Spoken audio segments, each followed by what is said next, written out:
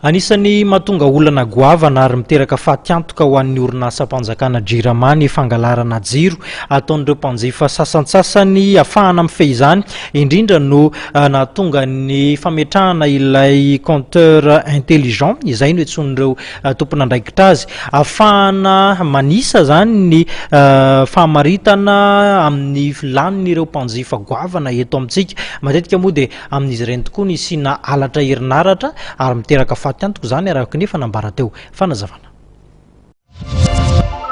Smart meter rehefa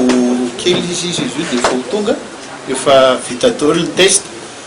dia 8500 nisany dia ho apetraka amin'ireo le mpanjifa lehibe eto amin'ny JIRAMA reo zay zany ho assurance amin'ny fiantohana zany le vola miditra mba tsy hisy ho very indray io zany azo antanina vatia anatiny ety fandra misy wifi zany fandray amin'ny wifi zany zavatra io dia afaka antanina afaka bakiona ka raha manapaka jiro zany ka tsy mahalo vola le tsy mila an'ireny le hoe mianika fotoana ireny fa bouton fotsiny aty amin'ny ordinateur dia tapaka ohatran'ny compte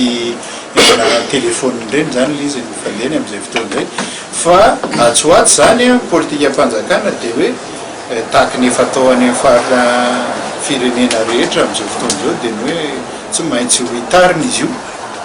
ary le mekanika ireny électromekanika amin'izao fotoana ireny zany dia anjavona tsikelikely fa ho électronique intelligent daholo amin'izay zany ny compteur atsika.